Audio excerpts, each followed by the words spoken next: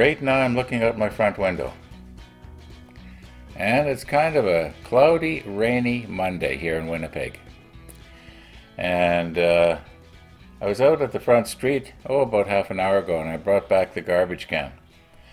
And it was really nice to be able to walk all the way out to the street and all the way back and not step on any snow or ice. Yeah, I would say our snow is probably 80% gone. And to me, that's a big deal. I always feel good when spring comes here in Winnipeg. Now, about my new Corvette. Got to get this series wound up today. And it's probably going to be a little bit maybe disjointed because I probably won't be able to do it all in one sitting. I don't want to accidentally forget to say something that I think is important. I'm not a speech writer. So, yeah, I just sort of wing it as I go. It's kind of, it's kind of like my workshop videos in the basement. Now, yesterday, I mentioned that the do-gooder forgot to, or should have, inserted one very important word in his sentence. And by the way, this particular thing that we're looking at here, this was not written by a do-gooder. This was written by somebody else with a much ulterior motive. However, that word should have been starving. Now, when you put the word starving in there, then it sort of brings everything into perspective, at least the way I see it. And as I've said in my workshop videos many, many times, here we go.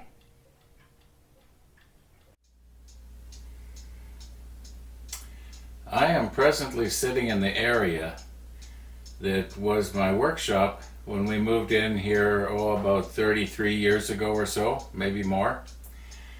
And one wall was about 3 feet the other side of my finger, and the other wall was about 2 feet the other side of this finger.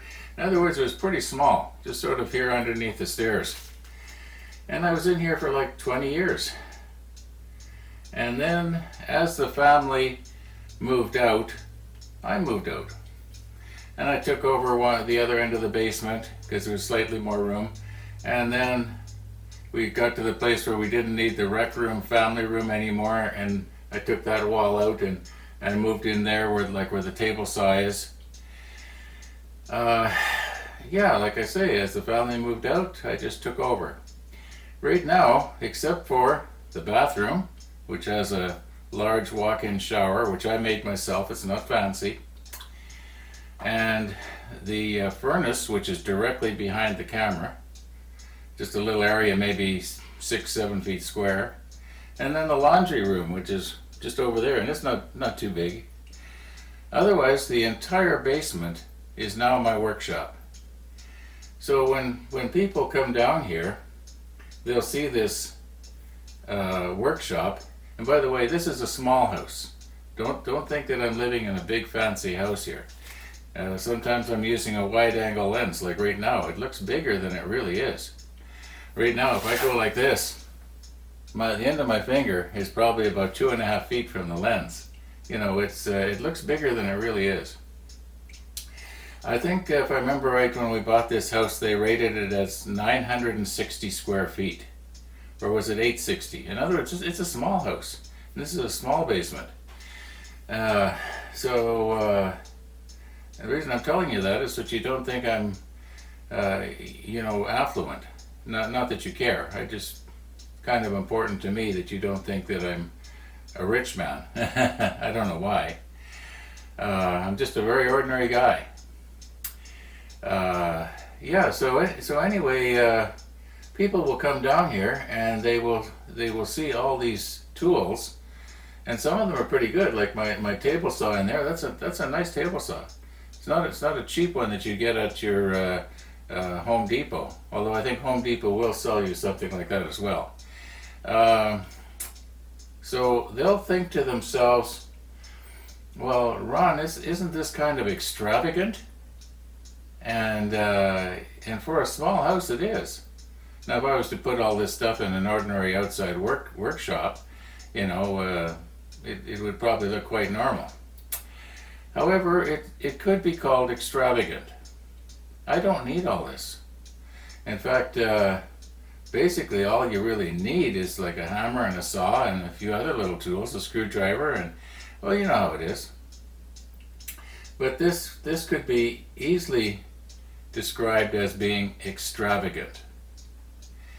Now, upstairs, I'm working on a model ship of the Bismarck, a model of the Bismarck. It's a plastic model, and it's a large-scale model. In other words, it's going to be about 4 feet long. Now, I could have bought the Bismarck kit in a smaller version. It would be just a little bigger than half the size for probably a third the money. Okay, I was being extravagant there. I didn't have to buy that more expensive kit to have a larger model. I was being extravagant. But there's other things that are extravagant. And I think a Corvette is extravagant. Let's go back upstairs to my computer and we'll talk about why I think a Corvette is extravagant. Now, I don't know if the person that wrote this story actually had this happen to him. Was there a do-gooder standing beside a Corvette and making a snide remark? I don't know. It's quite possible. I can sort of envision this sort of thing happening. Yeah. Anyway, let's look at the Corvette. And why I say it's extravagant. You'll remember I was saying something about I'm happy that the ice and snow is gone here in Winnipeg, or almost all of it. Well, a Corvette in the wintertime, here in Winnipeg anyway, would be practically useless. First of all, as far as I know, there's still only two-wheel drive. So the acceleration on a slippery street, you can't take advantage of all that horsepower. But let's look at it from a practical standpoint. First of all, what's the good things about it? Well, it's fast, it's powerful. I was watching Jay Leno's Garage the other day, and he was driving a Corvette. I think it was just a stock Corvette right out of the factory. I don't think it was tweaked up at all, and it was doing about 200 mile an hour. And where are you going to go 200 mile an hour here in North America, unless you're on a racetrack? And the fact that it will accelerate 0 to 60 in under 4 seconds, well, that's really nice. But it seems to me that the only way that you can take advantage of a Corvette is to break the law or drive recklessly. Then you can appreciate its attributes. Otherwise, it's a sort of a luxury that a person really doesn't need. Now, one thing that it really is, it's a status symbol. And yeah, it'd probably be fun to drive at first. I wouldn't want to drive a long distance in a Corvette. I think they probably ride pretty rough. But, maybe I'm just sour grapes here because I can't afford one. But I don't think so. I'm looking at it from a practical standpoint. Now, I have a tendency to go on, and this is another one of those series. And I do want to wrap this up today. And let's look at who actually wrote this. Was it a do-gooder? Or is this some sort of marketing ploy aimed at a vain, easily persuaded, naive public? And I think it might be the latter. It's somebody trying to make you feel good about the fact that you are being extravagant. They don't want you to know the real truth. That's why they left out the word starving. Yeah. Well, here I am, beside my extravagance. Now, I know that I could have done worse. I could have spent 100 times that much, and I could have a boat sitting on a trailer in the backyard that I never use. That'd really be extravagant. But, yeah, this is a little bit extravagant. But it's my legal right to buy this. And the guy that goes and buys the Corvette, it's his legal right to do so. Maybe he's worked hard for 10 years and he's finally saved up all this money. And this is his dream. So he goes and he buys his Corvette. He has the legal right to do that. Now I imagine that most of you that are watching right now, you also watched a lot of my workshop videos downstairs, and I say little sayings over and over again, like the common one, measure twice, cut once. And then there's the one about if ever you're going to do a glue up, always do a dry run. I've said things like that a lot. And then there's my own original one. I've never heard anybody say this. If you keep your eye on the blade, you won't stick your finger in the blade.